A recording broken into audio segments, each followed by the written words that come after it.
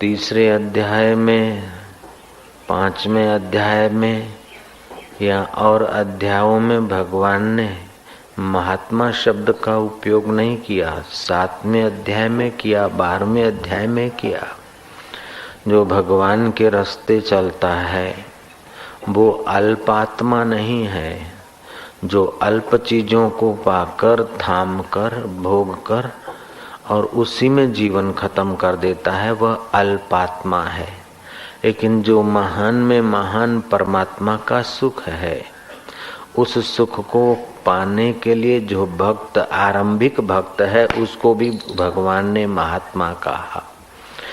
जो मध्यम अवस्था का भक्त है उसको भी भगवान ने महात्मा कहा कि वो महान आत्मा है, महान सुख और महान ज्ञान के रास्ते जा रहा है। और जिसने भक्ति ज्ञान का फल, उस प्रेम प्रसाद को अपने भीतर पाया, नित्य वर्धमान आत्म सुख को जिसने पा लिया, ऐसा जो ब्रह्म ज्ञानी है, उन ब्रह्म ज्ञानियों के लिए भी भगवान ने कहा कि सुदुर्लभ बहुनाम जन्मनाम अन्ते ज्ञानवानम माम प्रपद्यते वासुदेवमिति स महात्मा सुदुर्लभ। बहुत जन्मों से किए हुए भजन, तप और पुण्य के प्रभाव से सब में एक और एक में सब, ऐसा जिसको ब्रह्म ज्ञान हुआ है, ऐसा ब्रह्मज्ञानी महात्मा दुर्लभ है। मैं तो सुलभ हूँ क्योंकि सबके दिल में हूँ, सर्वत्र हूँ, लेकिन मेरा अनुभव करने वाले, कराने वाले ब्रह्मज्ञानी महापुरुष दुर्लभ है। नानक जी ने भी कहा, ब्रह्मज्ञानी का दर्शन बड़ भागी पावई, ब्रह्मज्ञानी को बल बल जावई।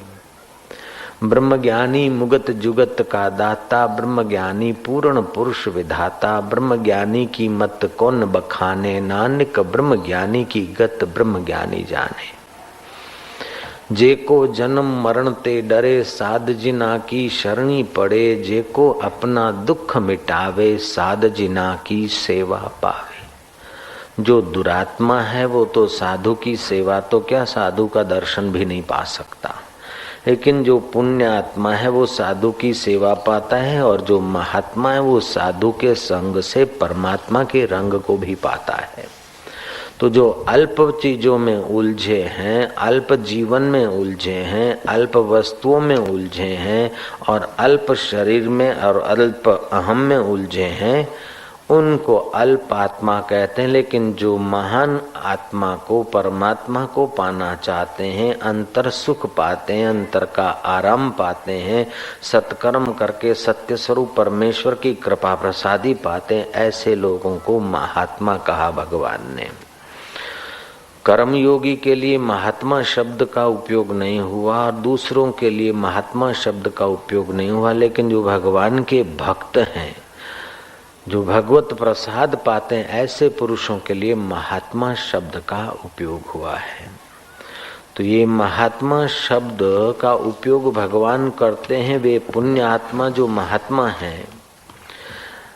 ऐसे लोगों के लिए गीताकार ने, श्री कृष्ण ने 8वें अध्याय के 15वें श्लोक में कहा, माम उपेत्य पुनर्जन्म दुखालय अशाश्वतम नाप्नुवन्ति महात्मनः संसिद्धि परमाम गति।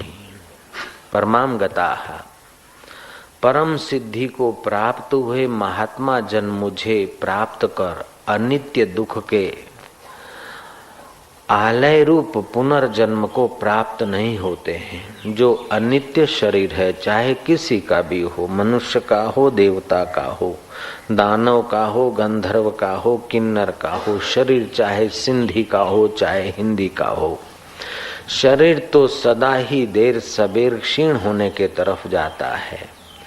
चाहे झोंपड़े में रहकर जी लो, चाहे बड़े महलों में रहकर जी लो, आखिर यह तन खाक मिलेगा। कबीर जी ने कहा, यह तन काचा कुंभ है, कच्चा घड़ा मिट्टी का। यह तन काचा कुंभ है, यह तन काचा कुंभ है, यह तन काचा कुंभ है, यह तन काचा कुंभ है। फुटत न लागे बार, फुटत न लागे बार। फटका लागे फूटी परे, फटका लागे फूटी परे। गर्व करे वे गंवार, गर्व करे। ये शरीर कच्चा कुंभ का घड़े जैसा है, न जाने मृत्यु का फटका कब किसको कहाँ लगे कोई पता नहीं। बेचारे परदेश से जा रहे थे अपने देश में और रास्ते में हवाई जहाज क्रश हो गया कनाडा का, लोग बेचारे दरिया में मारे गए। अभी कुछ दिन पहले हवाई जहाज का एक्सीडेंट हुआ, कभी बसों का होता है, कभी हार्ट फेल होता है, कभी कुछ होता है, कभी कुछ होता है, और कुछ भी ना हो फिर भी श्वास पूरे होते हुए आदमी चला जाता है। एक काका बड़ा सीरियस था, उसके कुटुंबियों ने कहा कि साईं जरा 2 मिनट। क्या काका क्या हाल है? बोले 1 कदम भी नहीं चल सकते। मैं क्या, हम कथा से लौटते हैं, लाखों आदमी इंतजार कर रहे, हम कथा करके लौटेंगे तो आपसे मिलेंगे। कथा करके लौटे, गाड़ी खड़ी रखी, काका का तबीयत कैसा है? बोले वो तो चले गए। अभी तो कहते थे कि 1 कदम चलने की ताकत नहीं, इतनी ताकत आ गई कि दुनिया से चल दिए तुम। तो इस शरीर का कोई भरोसा नहीं। यह तन काचा कुंभ है, फुटत न लागे बार। फटका लागे फूटी पड़े, गर्व करे वे गंवार। धन का गर्व, सत्ता का गर्व, बल का गर्व, सौंदर्य का गर्व नहीं, मैं भगवान का हूँ, भगवान मेरे हैं, ये गर्व महात्मा का होता है, भक्त का होता है। मैं ये शरीर होने के बाद भी रहने वाला अमर आत्मा हूँ, क्योंकि मैं परमात्मा का सनातन अंश हूँ। अंश जब तक अंशी को नहीं मिलता तब तक उसको हजारों लाखों करोड़ों जन्म लेने पर भी बेचारे की जान नहीं छूटती। महात्मा बुद्ध कहा करते थे कि भिक्षु को अगर तुम पुनर्जन्मों की कला को देखने की शक्ति पालो तो तुम्हें आश्चर्य होगा। तुमने कितने सारे जन्म लिए और हर जन्म की हड्डियों को एकत्रित कर लिया जाए तो वो हिमालय पर्वत को छोटा बता सकती, इतना हड्डियों का ढेर हो सकता है। तुमने हर जन्म में आंसू बहाए और कितने सारे आंसू हुए होंगे, शायद सरोवर और सागर को भी मात कर दे, इतने सारे जन्मों से जीव चला आ रहा है। 4,32,000 वर्ष का कलयुग होता है, उससे दुगना द्वापर, त्रिगुना त्रेता और चौगुना सतयुग, कुल मिलाकर 43,20,000 वर्ष बीतते तब एक चतुर्युगी होती है। ऐसी 1000 चतुर्युगी बीतती है तब ब्रह्मा जी का एक दिन होता है। ऐसा ब्रह्मा जी 100 साल जीते हैं। इस समय ब्रह्मा जी के 50 साल पूरा हो गया। 51वें वर्ष का प्रथम दिन है और मध्याह्न का अवस्था, अर्थात ये 28वीं चतुर्गी, 7वां मनवंतर और कलयुग का प्रथम चरण 5219 वर्ष हुए। ये दर्शन शास्त्र और इतिहास अपनी संस्कृति में इतना दिव्य है और कल्चर या मजहब में नहीं मिलेगा। जय राम जी की। कोई बोलता है मानव जात 50,000 वर्ष से चल रही है, कोई बोलता है 60,000 वर्ष से, कहीं किसी ने छलांग मारी तो 90,000 तक की, और किसी ने कोई बड़ी छलांग मारी तो पिछले 1.5 लाख वर्ष से मनुष्य जाति। लेकिन योग वशिष्ठ महारामायण में काकभूषण बोलते हैं तो कई बार प्रलय हो गए और कई बार फिर नई नई सृष्टि हुई। 12 वक्त तो मैंने श्री राम जी को अवतरित होते हुए देखा, 12 बार। युग युग में, द्वापर युग में राम जी आते, और 16 बार तो श्री कृष्ण को अवतार लेते हुए हमने देखा। और इससे भी पहले ऐसी ऐसी सृष्टियां देखी कि केवल वृक्ष ही वृक्ष। ऐसे भी युग थे कि स्त्री के गर्भ से बालक नहीं जन्मता था, पुरुष गर्भ धारण करता था। उस समय अगर कहा जाए कि स्त्रियों के गर्भ से बालक होगा तो लोग विश्वास ना करें, और अभी कहते हैं कि पुरुष के गर्भ से बालक होता था तो अभी विश्वास नहीं करते। तो सृष्टियों की कितनी कितनी उत्पत्ति हुई, कितना कितना रूपांतर हुआ, कितना कितना प्रलय हुआ, उसका कोई अंत नहीं। तो ब्रह्मा जी के एक दिन में 1000 चतुर्युगियां बीत जाती है।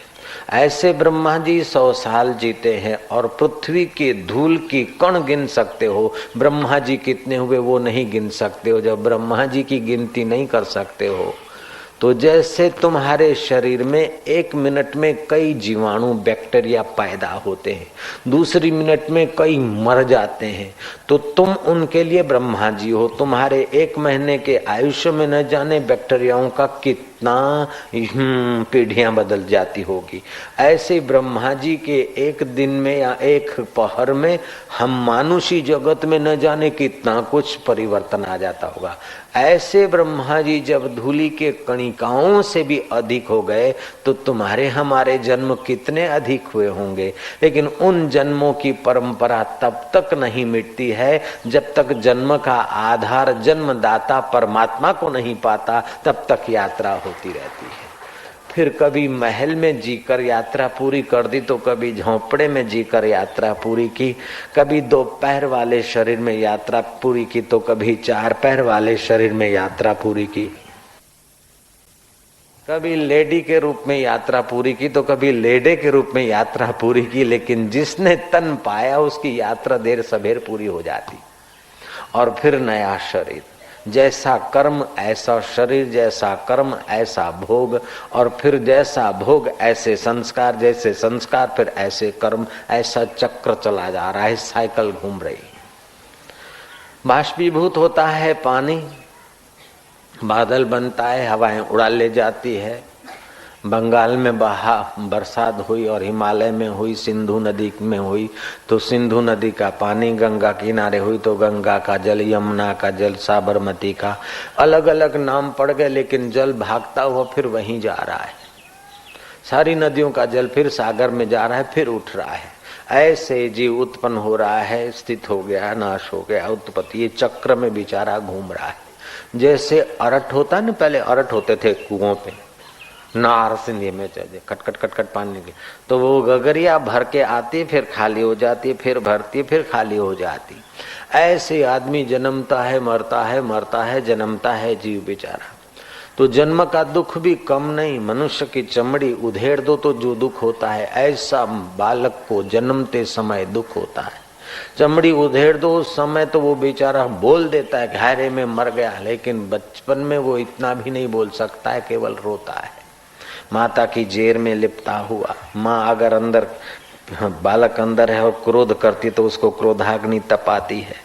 और माँ बच्चे को 2 महीने का, 4 महीने का, 6 महीने का जो होता है, तो वैसा तो लिक्विड शरीर से बालक का आमंत्रण होता है। बाद में वही लिक्विड वस्तु हड्डियों में, नस नाड़ियों में और आंखों में और शरीर में रूपांतरित होती है। तो जैसे कुम्हार घड़े को निभाड़े में अग्नि में पकाता है, ऐसे ही गर्भाग्नि हम लोगों को पकाती है, प्रोसेस होता है। ईंट का प्रोसेस तो 3 दिन में पूरा हो जाता है, मटके का पकाने का प्रोसेस तो 4 घंटे में पूरा हो जाता है। लेकिन ये 100 साल रहने वाले मटके को 10 महीने तक गर्भाग्नि बराबर सेट करती। तो अंदर बेचारा जीव दुख सहता है। माता के गर्भ से जब बाहर आया तब जेल में पड़ा है। बाप तो मिठाई बांटता है कि वादा मुझे मैं पुट जावा, लेकिन पुट का हाल क्या है वो पुट ही जाने। जयराम जी की नारायण नारायण बोलो ना, नारायण नारायण। एक ब्रह्मज्ञानी संत का सेवक ने चिट्ठी लिखा के साईं बाबा मुखे बाहर न थे थो, ता चो चिंता न कर, यज्ञ कर हे कर पोता आशीषा कई बाबा मां पी थो आया, मैं बाप हुआ हूं, मेरे घर बेटे का जन्म हुआ है। ब्रह्मज्ञानी संत थे, ने जरा कर दी दुआ, थोड़ा यज्ञ वज्ञ कराया, सत्कर्म करा दिया तो सत्कर्म से अच्छा आत्मा आता है, और उठा के ऐसे दे दिया तो ऐसे ही आ जाएगा। तो अच्छा बेटा आया है, बाबा ने छठी वठी है वो सब, ग्रह ब्रह भी ॾाढा सुठा, बहुत अच्छा है ये। बाबा ने चिट्ठी का जवाब लिखाया, तुमने लिखा है कि बेटे का जन्म हुआ है तुम्हारे बात घर में, लेकिन मैं ये बात नहीं मानता हूँ, तुम मेरे से झूठ क्यों बोलते हो। चिट्ठी जब भक्त ने पढ़ी कि अरे साईं, साईं हमारे पर विश्वास नहीं किया। दूसरी चिट्ठी लिखी टेलीफोन की कि साईं भगवान जो कसम, बाबा तांजे चरणन जो कसम, साईं मुखे तांजी दया से पुट जाओ है, बेटे का जन्म हुआ है। बाबा ने कहा नहीं हुआ। बोले बाबा जी 17 साल के बाद पहला बालक घर में, और हम झूठ कैसे बोले? और आपने कहा था तू चिंता न कर, वठ यज्ञ करवाया था बाबा, मैं वो ही फेरूंगा। अरे तेरे घर में बेटे का जन्म हुआ है, बेटे को तो पता भी नहीं मेरा जन्म हुआ है। अभी तू बेटे के बाप का जन्म हुआ, आज तक तेरे को कोई बाप नहीं बोलता था, अभी बोलेगा पप्पा न पी। तो बेटे को तो पता ही नहीं मेरा जन्म हुआ है। बाप का जन्म हुआ, उसकी माँ का जन्म हुआ, उसके दादे का जन्म हुआ, उसके दादी का जन्म हुआ, उसके नाने का जन्म हुआ, उसकी नानी का जन्म हुआ। बेटा आते ही कोई नाना बन गया, कोई नानी बन गया, कोई बाप बन गया, कोई माँ बन गया, कोई दादी बन गया, कोई दादा बन गया, कोई काकी बन गया, तो कोई काका बन गया, तो कोई पका बन गया, तो कोई कचा बन गया। तो ये सारा खिचड़ी जगत, ईश्वर की दुनिया में तो एक बालक अवतरित हुआ है, लेकिन हमारी दुनिया ने तो एक बालक आते ही आप कोई फुआ बन गया तो कोई फुई बन गई। ये खिचड़ी जगत है। तो हमारी मान्यताओं का जगत एक है और ईश्वर की परंपरा का जगत दूसरा है। इन दोनों को सत्ता देने वाला जो आत्मा है, उसको जो जानता है, उसको फिर जन्म मरण का दुख नहीं सताता है। तो आज का श्लोक बड़ा कीमती श्लोक है और इस श्लोक के एकाध पाठ से, गीता के एकाध श्लोक के पाठ से, भगवान नाम कीर्तन से और ब्रह्मज्ञानी संत के दर्शन से करोड़ों तीर्थ करने का फल होता है। भगीरथ राजा ने तपस्या करके जब गंगा को धरती पर लाकर रख दिया तो गंगा जी की जय तो होने लगी, लेकिन बुद्धिमान गंगा अपना आदि भौतिक स्वरूप से तो बह रही थी, आदि दैविक शरीर से ब्रह्मा जी के पास गई। ब्रह्मदेव, आपने भगीरथ की तपस्या से प्रसन्न होकर मुझको, आप लोगों ने, ब्रह्मा विष्णु आदि ने, महेश ने मुझे भेजा मृत्युलोक में। मैं मृत्युलोक में गई, मेरा यश तो हो रहा है, लेकिन लोग नहा नहा कर पाप मुझ में डाल रहे हैं। देर सबेर में पापिन हो जाऊंगी, मेरा अंतःकरण भारी हो जाएगा। लोग तो नहा धोकर पवित्र हो रहे हैं, लेकिन मुझ में अपने पाप ताप का संकल्प छोड़ देते हैं, अस्थियां आदि। तो देर सबेर में पापिन हो जाऊंगी, तो मेरे उद्धार का कोई उपाय है? ब्रह्मा जी ने कहा, बैठ बेटिया। करमंडलू से जल लिया, 3 आचमन लेकर ब्रह्मा जी उस आत्मा परमात्मा अकाल पुरुष में, आद सत जुगात सत्य है भी सत्य ब्रह्मा हो के चले जाते, फिर भी जो न आता है वो न जाता है उस अकाल में। ब्रह्मा जी के भी काल की सीमा है और तुम्हारे हमारे शरीर के काल की सीमा है, लेकिन तुम्हारे हमारे शरीर के अंदर जो आत्मा है वो अकाल है। वो आदि में सत्य था, अभी भी सत्य है, और ये शरीर न रहेगा तब भी रहेगा। उसका ज्ञान मिल जाए, उसका ध्यान मिल जाए और उसकी मुलाकात कराने वाला कोई फकीर मिल जाए तो बेड़ा पार हो जाए। ब्रह्मा जी उस अकाल पुरुष में 3 क्षण के लिए स्थित हुए, तो वह अकाल पुरुष से ही सारा ज्ञान पैदा होता है। विज्ञानी के विज्ञान की ही खबरें भी वहीं से आती है, बुद्धिमान की बुद्धि भी वहीं से सींची जाती है, बलवान का बल भी वहीं से आता है, और पेटू के पेट की रोटी भी वहीं से हजम होने की सत्ता आती है।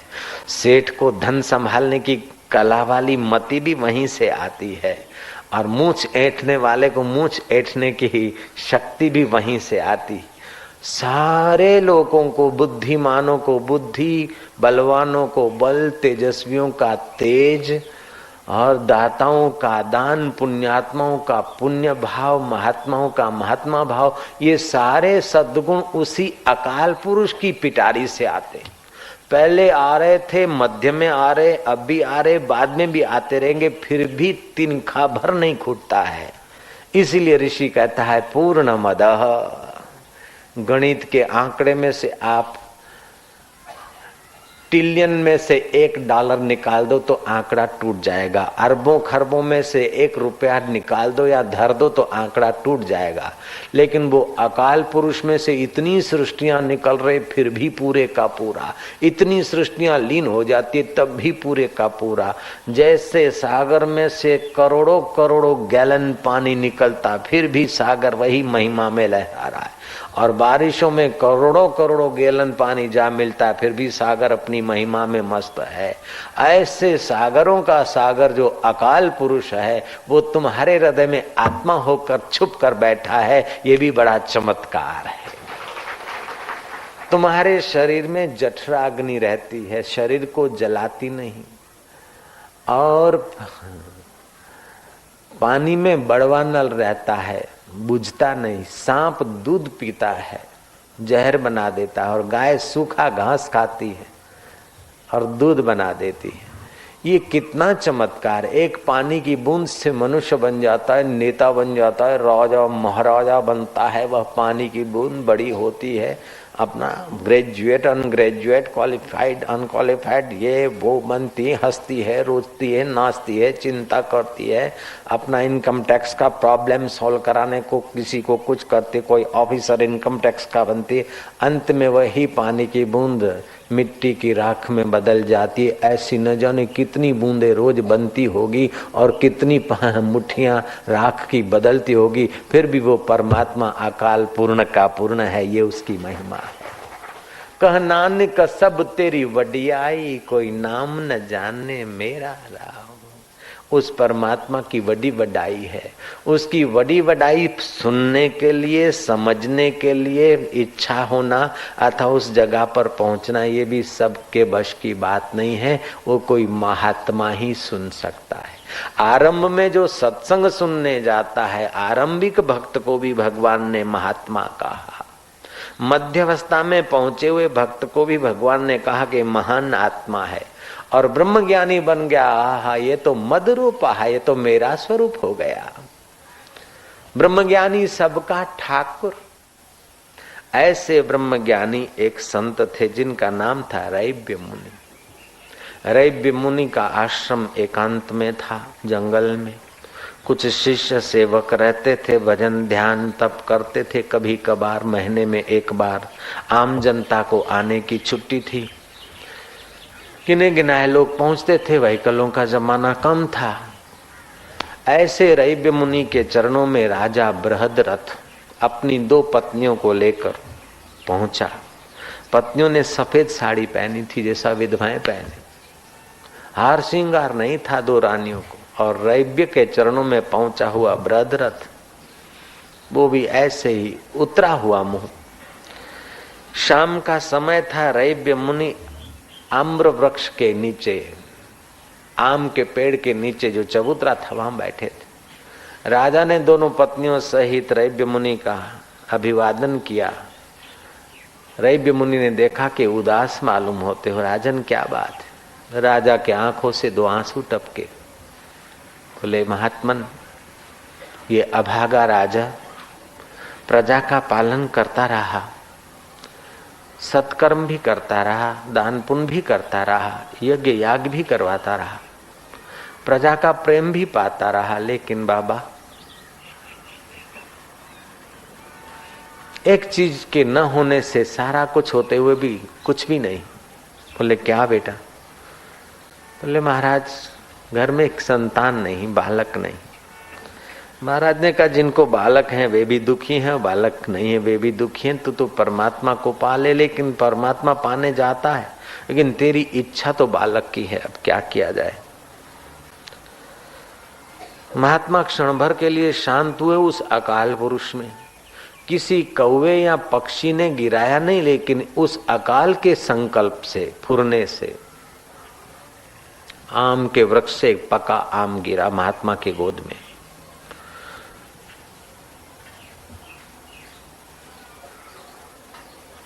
ले भाई, तेरे भाग्य का है।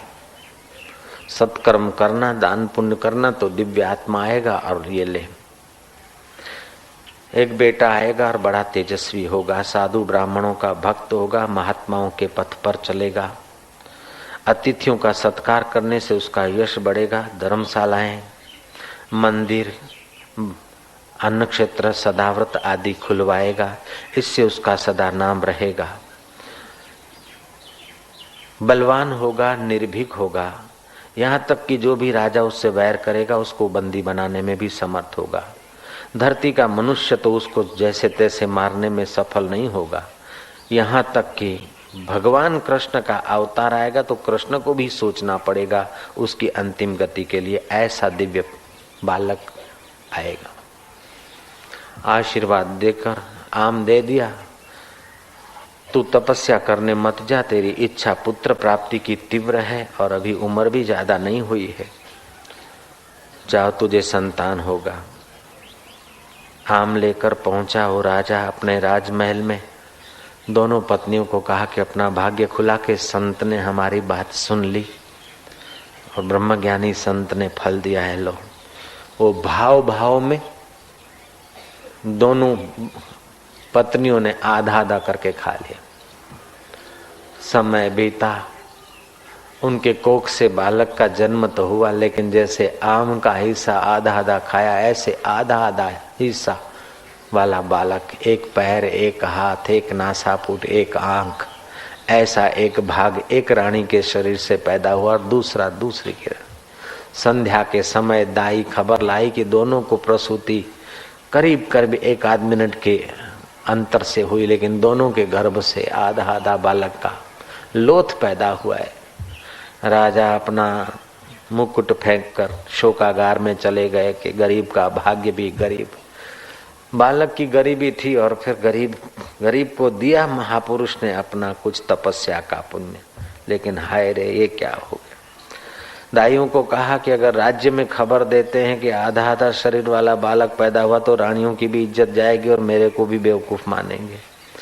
इसकी शमशान यात्रा भी नहीं निकाल सकते और राज्य में खबर देना भी उचित नहीं है। तुम अंतःपुर के पिछले दरवाजे से सांझा हो गई, रात हो गई, फेंक दो, गीदड़ बीदड़ जाकर भंडारा कर लेंगे और किसी को खबर ना दो।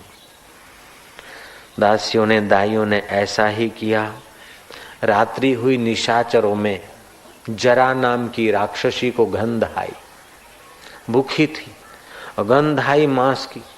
यहाँ गौशाला, जो अपने आश्रम की गौशाला है, वे गौशाला वाले बताते हैं कि गाय भी आती है तो 8 दिन तक सियार और कुत्ते यहाँ चक्कर काटते रहते, वैसे और दिनों में नहीं आते।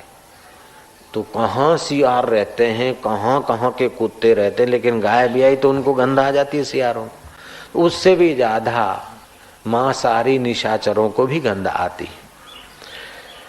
तो वो निशाचरी जरा नाम की राक्षसी ने देखा कि ताजा ताजा मांस है, लेकिन ये तो बालक है, बहुत अच्छा, लेकिन बालक भी 2 टुकड़े अलग अलग कटा कटाया नहीं। अब दोनों को अलग अलग क्या लें, 2 टुकड़ों को लेकर एक साथ में उठाकर ले जाऊं अपनी जगह पर खाऊं। इस भाव से उस जरा नाम की राक्षसी ने 2 पीसों को, 2 टुकड़ों को, बालक के 2 हिस्सों को जोड़कर ले जाना चाहा तो जुड़ने पर वो बालक जीवित हो गया। बालक का स्पर्श होते ही जरा नाम की राक्षसी की मति बदल गई, क्योंकि बालक उस महापुरुष के, महात्मन के स्पर्श के फल से पैदा हुआ था। तो जरा के अंतःकरण में भी महात्मापन का थोड़ा सा स्वभाव विकसित हुआ। जैसे धरती में सब रस हैं, जैसा बीज डालो ऐसा पेड़ पौधा पैदा होता है, ऐसे ही मनुष्य हो चाहे असुर हो, सबके अंदर सुमति कुमति सबके उर रही, अच्छाई बुराई सज्जनता दुर्जनता का बीज सबके अंदर पड़ा है। जिसको जैसा मौका मिलता है या जैसा चाहता है ऐसा ही वो विकसित हो जाता है। इसलिए सौभाग्य उनका कि जिनको सत्संग का मौका होता है, भगवत भाव का मौका होता है, तो भगवत भाव और सत्संग का हिस्सा बढ़ जाता है, तो संग और अल्पात्मा का हिस्सा दब जाता है और जीवात्मा परमात्मा तक पहुंच जाता है। अगर बार बार कुसंग ही मिलता रहे और कुकर्म ही करता रहे तो फिर वो बेचारा दुरात्मा होता है और दुर्गति को प्राप्त होता है। इसीलिए सत्संग जैसी और कोई हित करने की बात इस विश्व में कोई नहीं। ब्रह्मा जी ने आंख मूंदी, 3 क्षण के बाद ब्रह्मा जी ने गंगा को बताया कि बेटी, लोग तुझ में नहाते हैं, उनके पाप ताप तुझ में आ जाते, लेकिन तेरे अंदर अगर कोई ब्रह्मज्ञानी संत नहाएंगे तो उन महात्मा परमात्मा को पाए हुए ब्रह्मज्ञानी के स्नान मात्र से तेरे पाप ताप जल जाएंगे। ब्रह्मज्ञानी का दर्शन वड भागी पावई, ब्रह्मज्ञानी को बल बल जावई, ब्रह्मज्ञानी मुगत भुगत का दाता, ब्रह्मज्ञानी पूर्ण पुरुष विधाता, ब्रह्मज्ञानी की मत कौन बखाने, नानक ब्रह्मज्ञानी की गत ब्रह्मज्ञानी जाने। तो आज का श्लोक ब्रह्मज्ञानी हम कैसे बने, ऐसा श्लोक है। रैव्य मुनि के स्पर्श वाला आम खाकर जो बालक के 2 हिस्से 2 रानियों के गर्भ से पैदा हुए, जरा नाम की राक्षसी ने आहार के लिए उसे उठाया, जुड़ गए। वो बालक रोने लगा और बालक का कोमल रुदन और उसके स्पर्श से जरा नाम की राक्षसी की मति बदल गई। उनके पास ऐसी विद्या होती थी, मनचाहा रूप बना ले। बहुत सारी विद्याएं हमारे भारत में प्रचलित थी, अभी भी कहीं कहीं पर है। प्रतिस्मृति विद्या, मर गए हुओं को फिर से गंगा जी से प्रकट करके कर्ण को, दुर्योधन को, पांडवों को और कौरवों को प्रकट करके कुंता जी से, धृतराष्ट्र से, गांधारी से रात भर बातचीत कराई और सुबह उनको कहा जाओ पुत्रों अपने अपने लोक में। वेद व्यास जी ने उनको भेज दिया।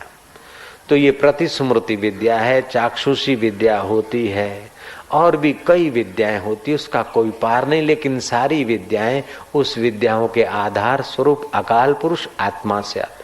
जैसे सारे पेड़ पौधे की सिंचाई अथवा जीवन धरती से पैदा होता है, सारे मनुष्यों का जीवन इस धरती में से अन्न जल फल जो आता है उसी पर आधारित है। ऐसे धरती का जीवन भी उस धरती धारणहार परमेश्वर की सत्ता से।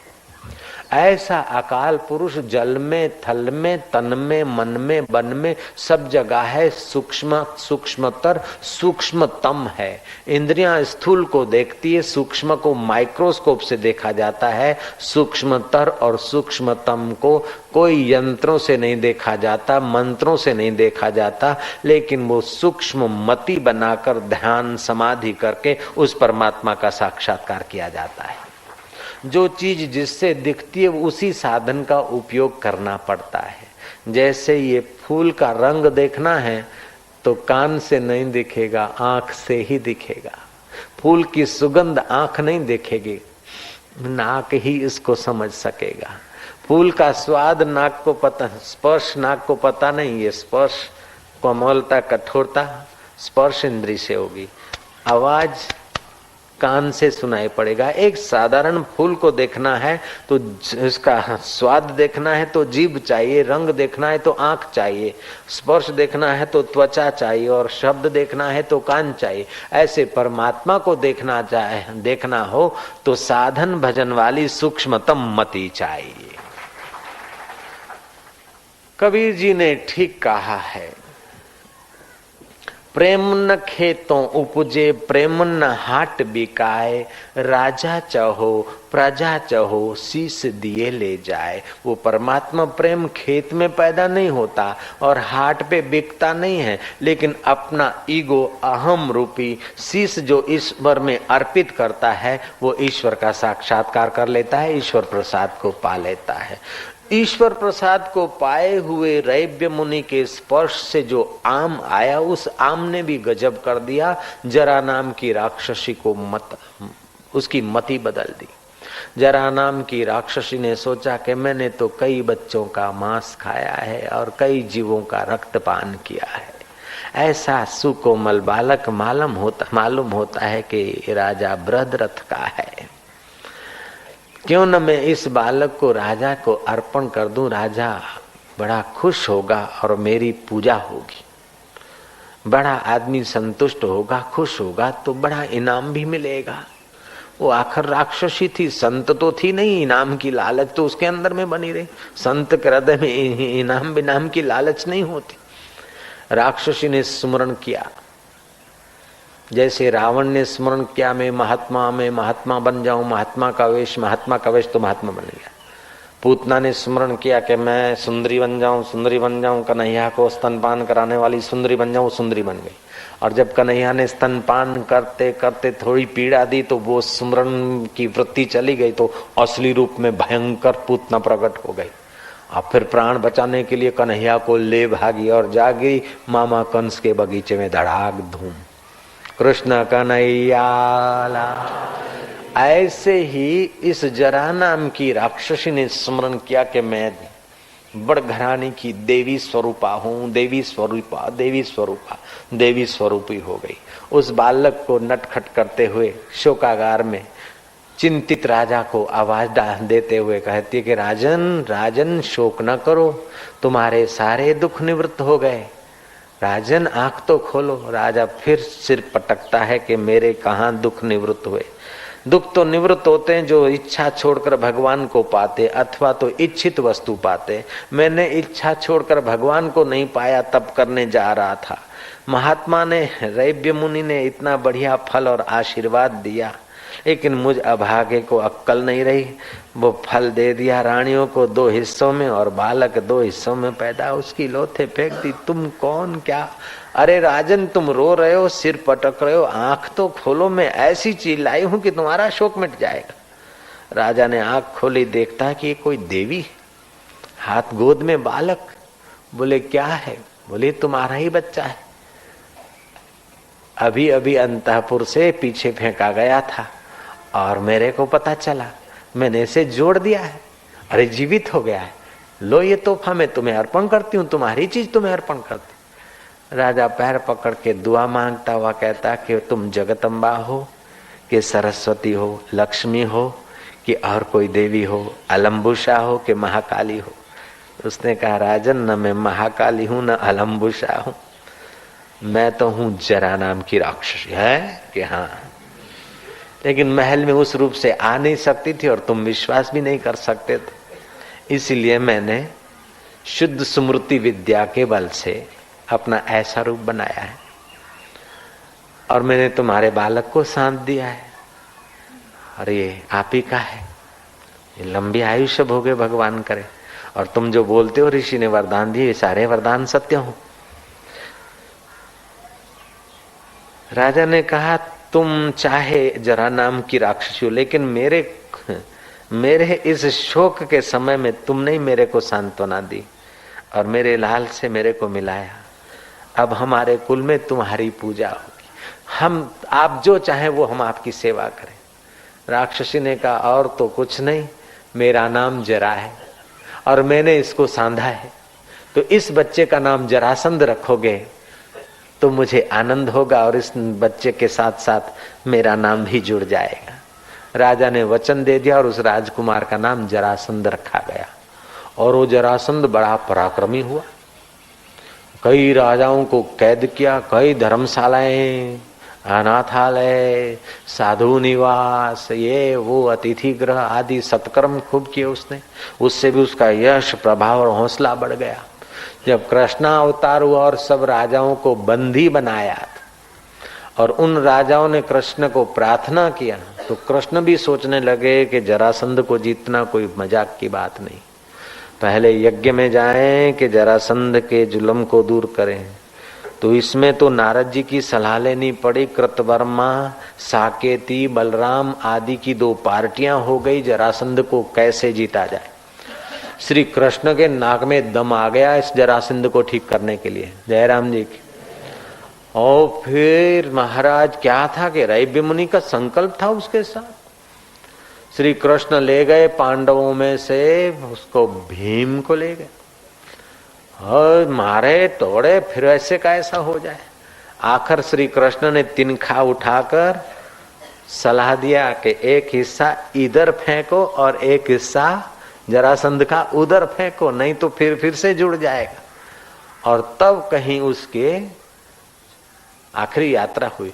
कितने भी वरदान पाके हिरण्याकश्यपु आया, फिर उसे जाना पड़ा, जरासंध आया उसे भी जाना पड़ा, और जरासंध को पहुंचाने वाले भीम को और अर्जुन को भी जाना पड़ा। शरीर चाहे कैसा किसका भी हो, पैदा होता है, बढ़ता है, बीमार होता है, बुढ़ापे का दुख भोगता है, मेरा मेरा करके जिंदगी भर संभालता है, लेकिन मृत्यु का झटका आता है, सब छोड़कर रवाना हो जाता। फिर बेचारा चंद्रमा के किरणों के द्वारा, बारिश की बूंदों के द्वारा अन्न फल जल में स्थित होता है, जीव उसका भोजन करते हैं, उसका प्रारब्ध सेटिंग होता है तो माता के गर्भ में रहता है, नहीं तो बाथरूम में बह जाता है, गटरों में उसे दूसरे कीटाणु खा जाते हैं। कितना दुख।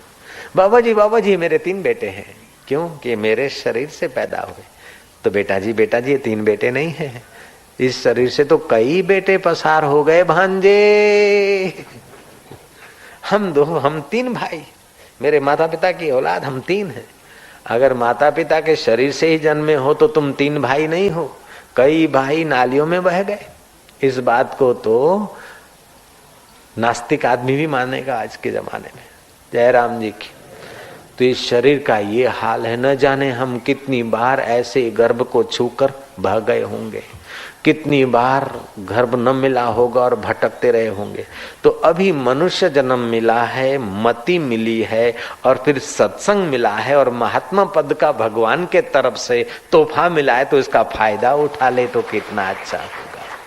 सत्संग कोई बच्चों का खेल नहीं। सत्संग में पहुंचना कोई अल्पात्मा का, दुरात्मा का तो क्लास ही नहीं है। अल्पात्मा की तो हो इच्छा ही नहीं होगी। जब कोई पुण्य होगा इस जन्म का या उस जन्म का, माता पिता की दुआ होगी, या तो किसी गरीब के आंसू पूछे होंगे, या तो किसी महापुरुष की सेवा की होगी, या तो सतपुरुष के किसी भक्त के मुख से 2 शब्द सुने होंगे, उसी पुण्य ने तुमको महात्मा के पद पर पहुंचा दिया होगा। एक झूठ 10 झूठ को ले आता है, ऐसे एक पुण्य 10 पुण्यों को ले आता है, एक सत्कर्म 10 सत्कर्मों को ले आता है। कोई न कोई सत्कर्म तुमने किया है और वो सत्य स्वरूप अकाल पुरुष को पसंद पड़ गया है, इसलिए तुमने सत्संग में रुचि पैदा की है। हाथ पकड़कर देवता तुम्हें नरक स्वर्ग में नहीं ले जाएगा। अच्छा काम किया और देवता आ जाए तुम्हें उठा के स्वर्ग में ले जाएगा, ऐसा नहीं होता। पाप किया और दैत्य तुम्हें गर्दन दबा के नरक में ले जाएगा, नहीं। आप पुण्य करते हो तो तुम्हारी मति स्वच्छ होती है और फिर अच्छे विचार और अच्छे परिणाम की यात्रा शुरू होती है। पाप करते हो तो मति पर एक पाप का पटल चढ़ जाता है और फिर आप और दूसरी गलती करके कभी ऐसी खाई में, ऐसे एढ़े कुन्न में फंसूं कि तौबा हो जाती है। सुमति कुमति सबके उर रही, सुमति और कुमति सबकी गहराई में है। जैसे धरती में मीठा और खट्टा रस है, गन्ना बो दो तो मिठास आएगी और नींबू या इमली बो दो तो खटास आएगी। ऐसे ही शुभ बो दो तो देर सबेर परमात्मा कृपा की मिठास आएगी, और अशुभ कर्म करते और बो देते हैं तो अशांति की खटास कड़वास आती है। और ये खट्टे मीठे फल खाते खाते जिंदगियां पूरी हो गई, लेकिन जिससे खट्टे मीठे फल सींचे जाते वह प्रकृति, और प्रकृति का जो आधार परमात्मा, उसको जब तक हे अर्जुन ये जीव नहीं जानता है तब तक गर्भवास की मुसीबतों से, जन्म मरण की मुसीबतों से नहीं छूटता। तो आज का श्लोक इतना बढ़िया है कि अगर कोई महात्मा है, चाहे आरंभिक हो, भगवान के रास्ते श्री गणेश करता हो, भगवान की प्राप्ति में ABCD वाला ही हो, उसको भी भगवान सर्टिफिकेट देते हैं कि यू आर महात्मा। अल्प चीजों की आसक्ति छोड़कर संत के शरण में तो आया, अल्प चीजों का आकर्षण और ईगो छोड़कर महान बातें तो सुन रहा है। जो महान बातें सुन रहा और भगवान के नाम का कीर्तन कर रहा है, वो अभी महात्मा का विद्यार्थी, तो KG का भी विद्यार्थी और PhD का भी विद्यार्थी। जयराम जी की। ABCD पढ़ने वाला भी स्कूल का विद्यार्थी है, MA पढ़ने वाला भी विद्यार्थी। ऐसे आरंभिक भक्त को भी भगवान महात्मा बोलते हैं, मध्यम भक्त को भी भगवान महात्मा बोलते हैं। तो इस श्लोक में भगवान ने उन पुण्यात्माओं को महात्मा कहा है। आप भगवान के श्री मुख से जो वचन निकले हैं उन्हीं को दोहराओ। गीता भगवान के मुख से निकली है। कोई पीर पैगंबर आता है, उपदेश देता है, बाद में उनके अनुयायी लिखते हैं, फिर मजहब बनता है, पंथ बनता है, ठीक है। लेकिन यहाँ तो भगवान ने स्वयं गाया है, और वेदों की वाणी, अपौरुष वेद जो उपनिषद और वेद है, उसी वाणी को भगवान ने अपने रिफाइनरी से रिफाइन करते हुए युद्ध के मैदान में अर्जुन को ज्ञान देकर झंझट मुक्त कर दिया। कई घड़ियां होती शॉक प्रूफ, वाटर प्रूफ, फलाना प्रूफ, तो पानी में डालो डूब खराब नहीं होगी, अमुक जगह पर उसको हीट का प्रभाव नहीं पड़ेगा। लेकिन गीता ऐसी है कि आपके हृदय को झंझट प्रूफ बना देती है, जन्म मरण प्रूफ बना देती है, कोई असर ना हो ऐसा मुक्त आत्मा बना देती है। तो गीता के एक आध श्लोक के पाठ से, भगवान नाम कीर्तन से और साधु पुरुष के दर्शन से करोड़ों तीर्थों का फल होता है। परम सिद्धि को प्राप्त हुए महात्मा जन मुझे प्राप्त कर अनित्य दुख के आलय रूप पुनर्जन्म को प्राप्त नहीं होते। जैसे प्राणियां खूब, जहाँ प्राणी रहते उसे प्राणी संग्रहालय कहते हैं। जहाँ खूब पुस्तक होते वहाँ पुस्तकालय नाम लिखना पड़ता है। जहाँ औषधियाँ होती उसको औषधालय बोलते हैं। ऐसे संसार में दुख है, इसलिए संसार का नाम है दुखालय। चाहे सेठ हो, चाहे राजा हो, चाहे कैसा भी हो, लेकिन जन्म का दुख तो सबको भोगना पड़ता है। फिर बचपन का दुख, दांत आ रहे उस पीड़ा हो रही दुख, फिर स्कूल में गए ठंडी गर्मी सही, पढ़े, थप्पड़े खाई, नपास हुए उसका दुख। और कभी कभी तो नपास होने का इतना दुख होता है कि कई बेचारे युवान आवेश में आकर आत्महत्या कर लेते, ऐसा दुख। फिर शादी का दुख, शादी नहीं होती है तो दुख, और शादी हो गई और अनुकूल पति पत्नी नहीं मिला तो भी दुख, अनुकूल मिल गए और बच्चा नहीं होता तो भी दुख, और बच्चा हुआ और ग्रह अच्छे नहीं तो भी दुख, और ग्रह अच्छे हैं लेकिन तबीयत ठीक नहीं तो भी दुख, तबीयत ठीक है लेकिन पढ़ता नहीं तो भी दुख, और पढ़ गया पास नहीं हुआ तो भी दुख, और पास हो गया और नौकरी छोकरी नहीं मिलती है तो भी दुख। जयराम जी की। मुझे तो एक महात्मा ने बताया कि आजकल लोग बोलते कि बाबा सवा पाव मिट्टी आते जाते रहते, फिर हमारी मौज आ जाती है तो आसाराम जैसे तुम कुछ कर दे देते ऐसे मैं भी दे देता हूँ। लेकिन सवा पाव मिट्टी जिनको मिलती नहीं है तब तक छटपटाते, लेकिन 2.5 पाव और 5 पाव जिनके पास मिट्टी उनको भी हमने दुखी देखा। मैं तो ये समझता हूँ कि कलयुग में सवा पाव मिट्टी मांगने वालों को अगर भगवान की प्राप्ति मांगने की कला आ जाए तो उनका तो बेड़ा पार हो जाए, उनकी निगाह जिन पर पड़े उनका भी कल्याण हो जाए। ये जरूरी नहीं विवेकानंद ने कौन सी सवा पाव मिट्टी ली थी, आनंदमयी माँ ने और मीरा ने कौन सी सवा पाव मिट्टी ली थी। बिना सवा पाव मिट्टी के भी हजारों लोग उनके बच्चे की नहीं हो गए।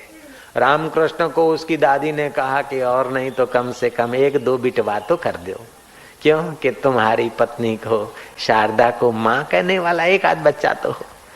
बोले अच्छा, बोले तुम्हें पिताजी कहने वाला कोई एक बालक तो हो। बोले मेरे को पिताजी कहने वाले हजारों बालक होंगे और तुम्हारी बहू को माताजी कहने वाले हजारों बालक होंगे। लोग ऐसे क्यों, ऐसे हम देखते रही। समय बीता और शारदा माँ को हजारों लाखों लोग माताजी माताजी बोलने लगे। हम भी शारदा माँ बोल रहे हैं अभी रामकृष्ण की मिसिस को। वो कहावत छे मूंड मूंडाए 3 गुण।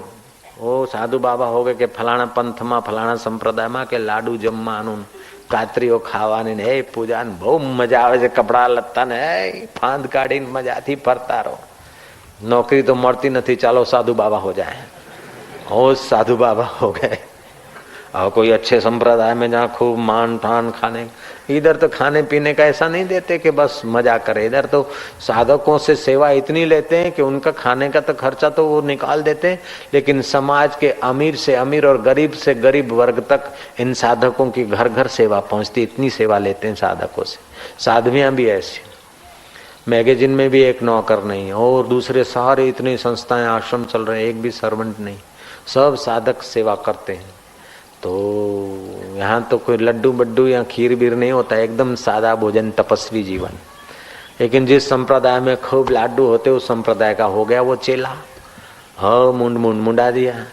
बोले क्या मर्या है, अरे छना, अरे छना छना नहीं के, હું તો છનેશ્વર મહાત્મા છું। એટલે તું ક્યારે થયો કે 10મામાં ફેલ થયો એટલે પછી જતો રહ્યો બાપજીના પંથમાં, નોકરી બોકરીના કઈ ઠેકાણા ના મળે અત્યારે। કેટલા વર્ષ થયા કે 3 વર્ષ કે આ છનો છનો કહીશ નહીં હવે, જો આજુબાજુ બધા મને પગે લાગે કે પણ આ મુંડન કેમ કરાયું, તાલિયો કેમ થયો તું? અરે કે યાર तेरे को पता नहीं, मुंड मुंडाए 3 गुण, सिर की मिट जाए खाज, खाने को लड्डू मिले लोग कहे महाराज। No income tax, no sale tax, no surcharge, no पुत्री प्रॉब्लम, न पुत्र प्रॉब्लम, न जमाई प्रॉब्लम। चपड़ा लिखी लिखी मुनि मन में चरण के संभाले संभाले वार अच्छा थी गया। जयराम जी की मैनेजर बोलता है सेठ सुखी, सेठ समझता है मैनेजर निश्चिंत है, लेकिन नानक दुखिया सब संसार। मैंने सुनी एक कहानी, किसी स्कूल में मास्टरों ने हड़ताल की और ट्रस्टी ऐसे थे कड़क कि उन्होंने संस्था ही बंद कर दी। तो सारे के सारे मास्टर बेचारे सब बिना नौकरी के हो गए। कोई जेमिनी सर्कस जैसी कोई कंपनी आई थी, हाँ उसमें भर्ती चल रही थी, एक मास्टर की भर्ती हो गई और उसको ट्रेनिंग दिया कि और कुछ नहीं करना है, केवल शेर की खाल पहनना है और तार पर चलने की ट्रेनिंग ले ली तुमने, गुर्राना है शेर जैसा, बाकी तो हमारा इंस्ट्रूमेंट भी साथ देगा। तो नीचे देखना नहीं है, केवल तार पर चलना ना, और बीच बीच में शेर की नहीं। तुम मुंह फाड़ोगे तो शेर की खाल जाओ, शेर का मुंह ऐसे ही खुलेगा, गुर्राना है। तो ट्रेनिंग ले लिया और महाराज सर्कस में लोग बैठे और उसको पहले दिन लोगों के सामने उसको रियल सब तो पहले कर चुका था तार पे चलने का। और वो शेर की खाल पहन के शेर बनकर जो तार पे चल रहा था, मास्टर साहब दिखता था शेर, पूंछ मूछ भी बना दी थी सब। ओ गुर्राया तो सही, लेकिन उसकी नजर, मनुष्य तो है ना, सीधा कैसे देखे, इधर उधर देखे। नीचे देखा तो नीचे तो और 5-6 शेर गुर्रा रहे। वो घबराया, हाथ छूट गया, धड़ाक धूम नेट पर जा गिरा। वो कांपने लगा 5 शेरों के बीच, अब मैं तो मनुष्य, ये शेर है भगवान। तब उन शेरों में से उस एक शेर ने पहचान लिया कि हम भी वही स्कूल के मास्टर हैं, घबराना मत। तुमको निकाला गया था तो हमको भी निकाला गया और हम भी यही आए, पागल तू डरना मत, हम भी तेरे जैसे ही शेर है। नारायण। ऐसे ही ओए कोई सीएम होता है कि दूसरा मिनिस्टर समझता कि सीएम ने लहर छीना, सचिव समझता मिनिस्टर को लहर है, चपरासी समझता है, अरे चपरासी का कुत्ता समझता कि चपरासी सर्वोपरि, सारी जिंदगी पूंछ हिलाता रहता है। चपरासी का कुत्ता चपरासी के आगे सारी जिंदगी पूंछ हिलाता रहता है, समझता है सर्वोपरि। और चपरासी क्लार्क को या मामलतदार को बड़ा सुखी मानता है, मामलतदार कलेक्टर और सचिवों की पोस्ट बढ़िया मानता है। ऐसे करते करते एक दूसरे को सब सुखी और निश्चिंत मानते, लेकिन भाई सब ने खोल तो मनुष्य शरीर की पहनी हुई है, अंदर से देखो तो सब उसी घाट के गड़े, उसी स्कूल के मास्टर हैं सब। जन्म मृत्यु जरा व्याधि ये प्रकृति रूपी स्कूल के हैं सब। जब तक ये श्लोक के अनुसार आप अपने आत्म सुख के तरफ यात्रा नहीं करते, तब तक चाहे आप सेठ बन जाओ, करोड़पति, अरबोपति, मिलियनर, ट्रिलियनर बन जाओ, बड़े नेता बन जाओ, बड़ा महात्मा बन जाओ, बड़ा पहलवान बन जाओ, बहुत सुंदर बन जाओ, कितना कुछ कर लो, लेकिन आखिर यह शरीर ढलता है, बुढ़ा होता है, मरता है। शरीर ढल जाए, बुढ़ा हो जाए, आंख की रोशनी खत्म हो जाए, उसके पहले आत्मा की रोशनी पाले तो बेड़ा पार हो जाए। शरीर ढल जाए उसके पहले तेरा अहम परमात्मा में ढल जाए तो कितना अच्छा होगा। कान बहरे हो जाए उसके पहले ब्रह्म ज्ञान की कथा सुनाने वाले संतों के वचन कान में पड़े तो कितना अच्छा होगा। कुटुंबी शमशान में ले जाए उसके पहले कोई फकीर तुम्हें अंतर्यामी राम में ले जाए तो कितना अच्छा होगा। ये सब छोड़कर अनाथ होकर मरना पड़े। तुमने पति होकर पत्नी से निभा लिया, ससुरा होकर जमाई से निभा लिया, सेठ होकर नौकर और मुनिमों से निभा लिया, लेकिन उनकी धन्यवाद या थैंक्स मिल गई। लेकिन करता जब बेचारा मरता है तो न सेठ साथ में चलता है, न नौकर साथ में चलता है, न नेता साथ चलता है, न जनता साथ चलती है। मरने वाला बेचारा करता अकेला अनाथ होकर मरता है। अकेला अनाथ होकर मरे उसके पहले नाथ से मिलाने वाला कोई फकीर मिल जाए तो कितना अच्छा होगा। अनाथ होकर इस संसार से मरना पड़े उसके पहले अपने अंतर्यामी नाथ से मिलाने वाला कोई फकीर का द्वार मिल जाए। फकीर उसे नहीं कहते जो भीख मांगता फिरता है, फकीर उसे कहते हैं जिसने संशय की फाकी कर ली। कबीर की वाणी है, हद टुपे सो ओलिया, बेहद टुपे सो पीर, हद बेहद मैदान में सोया दास कबीर। ये हद और बेहद दोनों जिससे प्रकाशित होती है, उस पर ब्रह्म परमात्मा में जिसको समाधि करने की अथवा स्वरूप जानने की कला आ गई, उसका नाम फकीर। ये काम कठिन नहीं है, जरा सा अटपटा है। नया नया बैल होता है ना, वो जूने बैल के साथ जोड़ा जाता है, तब बैल की जोड़ी काम करती। ऐसे हम लोग नए नए हैं तो हमारे से जो जूने साधक हैं उनके साथ जुड़ना पड़ता है। जयराम जी की नए साधक को, नए भक्त को, सत्संगी को जूने सत्संगी का सहयोग, और जूने सत्संगी के सहयोग से फिर सत्य स्वरूप परमात्मा को पाए हुए महापुरुष का संग मिल जाता। जब महापुरुष का संग मिल जाता है तो फिर आदमी अंदर स्वतंत्र सुख पाने लगता है।